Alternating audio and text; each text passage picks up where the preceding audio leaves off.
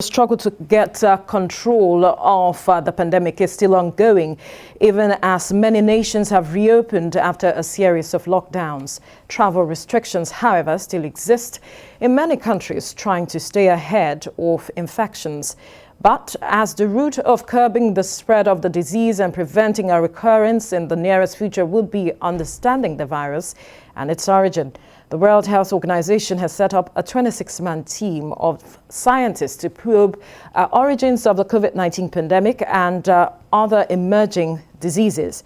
Among them are two Nigerians, Dr. Happi and Dr. Chinwe Ochu, who have been enlisted. The body plans to officially appoint all or most of them after a 2-week review. Joining me for more is Pascal Achunini, Executive Director, Health Emergency Initiative. Thank you for joining us on TVC Breakfast. Good morning. Thank you for having me. Good morning, viewers. All right. Now, a lot of persons say that this move by WHO launching a scientific advisory group shows that it is revamping its approach to addressing pandemics, outbreak, and the likes. Yes, it's taking a more detailed, a dispassionate move or approach, because back in March, a 34-man team has submitted a report, but that report did not get validation from many stakeholders who felt that there wasn't cooperation either from the countries where COVID was alleged to have originated, or there wasn't some sort of unanimity. But there are certain interesting elements of this new team. Right. One, it is a volunteer-driven work that are not going to be paid. Okay. And there were about 700 people that applied, and 26 were selected. Will that bring some level of credibility to it? Expectedly. And the scope of what they want to also do is very important, as you say, revamping the framework when pandemics or epidemics occur, how to ensure that it is traced to its origin, and we do not wait until it lasts for 2 years before going to collect data and conduct investigations. So that's a very important part, and you can see that it's spread across different parts of the world, not just a few jurisdictions. But what does getting to know the origin of where a pandemic emerged or an epidemic emerged, what does it change when we're dealing with issues like this, say COVID-19? I think it is very, very helpful for Africa, where let's bring it home. Yeah. Where diseases or infections or epidemics occur, and we provide temporary solutions and move on, and it comes back again. So if you know the origin, you could potentially abate it or extinguish it completely. That, okay, this is, if these measures are put in place, if these innovations are introduced, or if these medical solutions are provided, this will not happen again. And even if it happens, you can achieve more than 90% resolution whenever it occurs. So for Africa, it's very, very, I'm glad also, besides the two Nigerians, there are also some other Africans from South Africa that are involved in this team. It will help us to go to root cause. Root cause analysis is very critical before you address anything. And for health-related matters is very important. And relating to COVID-19, as it were, it is going to help America. When President Biden came, he commissioned a team and gave a 90-day mandate to come up with information on how this originated. But because the challenge, the gaps here, that where people are having concern is, if you look at where it originated, many have traced it to Wuhan Institute of Virology, and there hasn't been much cooperation, especially because the fatalities, China was able to come east, and fatalities in China had been very low. So there hasn't been much cooperation from China, even when the first team, the WHO set up, conducted this previous investigation, they didn't get so much cooperation. So how are we certain that they will get the cooperation this time? Because that is still the concern. I think foundationally, if you look at the composition, because part of the between the next 2 weeks, while the committee or the team is yet to take off, people have called for, WHO has asked for those who have conflict of interest should indicate, those who have cases or issues about any of the scientists, they should also communicate, so that would give every stakeholder, Chinese, Americans, people from different parts of the world, that this is a credible team. So I think the fact that the methodology employed this time is different from what happened in the last, when the last team conducted this investigation. We may be seeing a better cooperation. And it's also possible that the body language of the president in America and the predecessor in their relationship with China, and because at the beginning there was generalization that this was a biological weapon, something that came through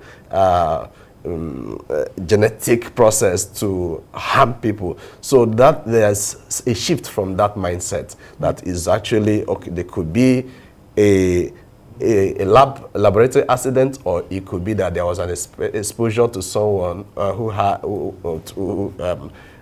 with an infected animal. So that change in mindset may elicit better cooperation. Because there's also the aspect of politics and, you know, the noise and the concerns, the various coloration. If at the end of the day, this group will be able to silence all of that. Yes, there has been multiple conspiracy theories. And many feel there was no COVID, there was no virus. But of course, we have, as we speak, more than 4.5 million people have died across the world. And W.H.O. recent report said that actually represents 1/3 or thereabouts of those who actually died. Most were not reported. So those concerns can be addressed if the process, what is very important in any research is the governance system. The protocols employed, they did meet best practice, they did, was it geopolitically motivated, or it was credible? Once the majority of the people see that the process, the protocol was credible, over time, those concerns, those conspiracy theories will fizzle out, and people can relate with facts and empirical results. And it still boils down to how they interpret whatever comes out of this.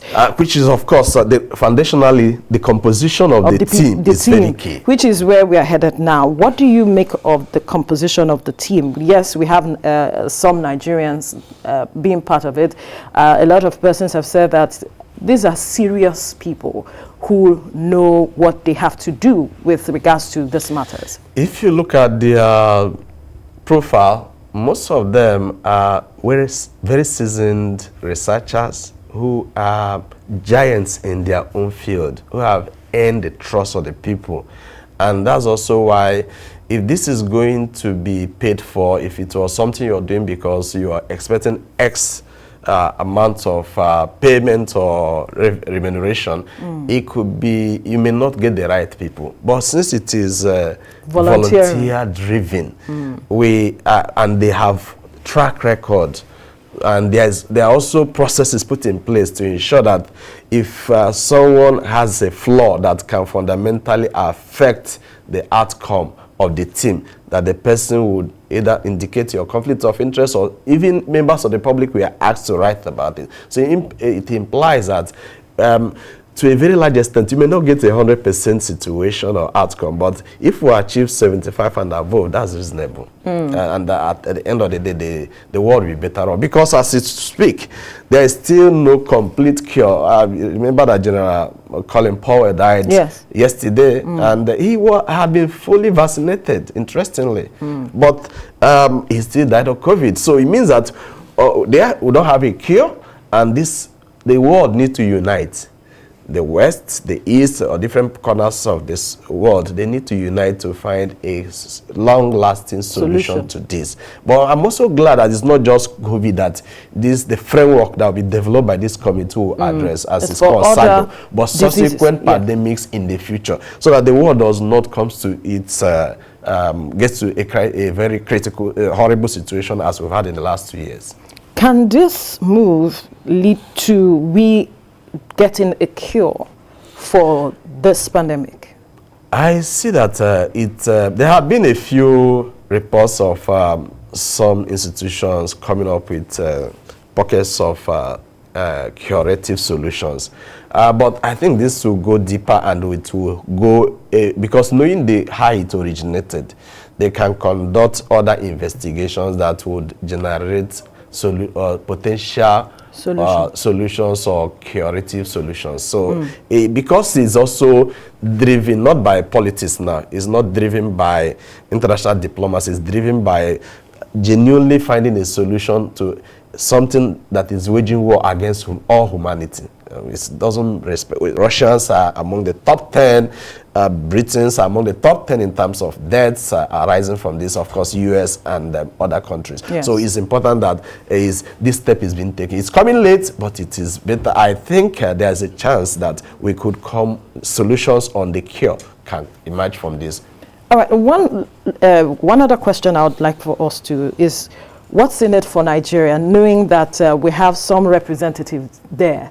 Is there anything that can be of benefit to us at the end of the day? Yes, I think Nigeria is going to be one of the best beneficiaries, the highest beneficiaries, because if we leverage on the information, if we leverage on the fact that Nigerians are represented in this body, and the governments and other stakeholders in Nigeria recognize that, this way WHO wants to go is actually the way Nigeria's health system can be fixed, so that we can be doing things ad hoc. Right. So our health system can benefit from it, and the nation will benefit from it. And as Health Emergency Initiative, we are glad that steps are being taken to address this horrible challenge. All right.